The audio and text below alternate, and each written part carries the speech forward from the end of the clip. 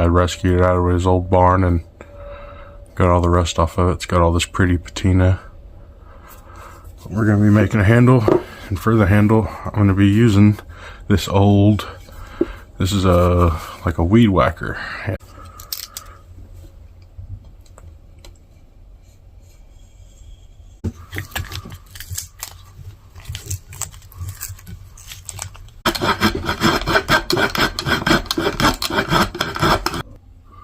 Alright, so we got that cut in half.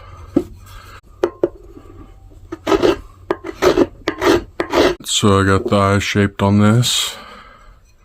Now I need to cut the space for the wedge. I got my wedge made. Now I'm going to drive that down in there. Alright, got the handle nice and sanded down. You know what time it is? Time for some oil. See how this thing turned out.